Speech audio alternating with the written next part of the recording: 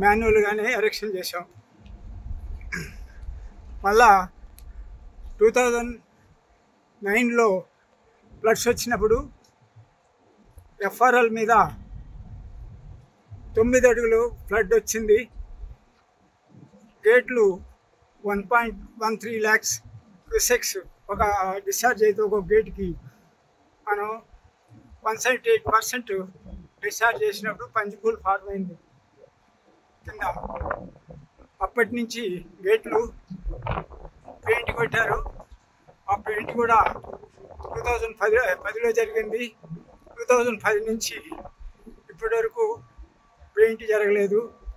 కొంచెం seal replacement seal ఉండేది ఇంకా బాటంలోను సైడ్లోను కొన్ని గేట్లకి రస్ట్ పట్టిపోయి సీల్ అడ్జస్ట్మెంట్స్ అయినా లీకేజ్ నిలవకుండా పోతా ఉంది.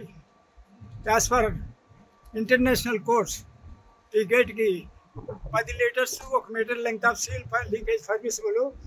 కానీ ఇప్పుడు లీకేజ్ అయ్యేది మనం ఎక్కడికి అలవబుల్ దీనికి చాలా 10% కూడా లేదు. కానీ మన ఇంజనీర్లు నీళ్లు నింపాలని చాలా శ్రమపడి జీరో లీకేజ్కి ట్రై చేస్తున్నాం. దానివల్ల గేట్ల ఆపరేషన్కి ఏం ప్రమాదం లేదు. కానీ కొన్ని రస్ట్ పట్టిన కొన్ని పార్ట్లు ఉన్నాయి. ఇమీడియట్గా పెయింట్ కొట్టాల్సిన నెసెసిటీ ఉంది. పెయింట్ కొట్టేటప్పుడు ఈ పొద్దు ఇన్స్పెక్షన్లో మన సూపరింటెండెంట్ ఇంజనీర్ గారికి, ఎగ్జిక్యూటివ్ ఇంజనీర్ గారికి, డిఈ గారికి వాళ్ళకి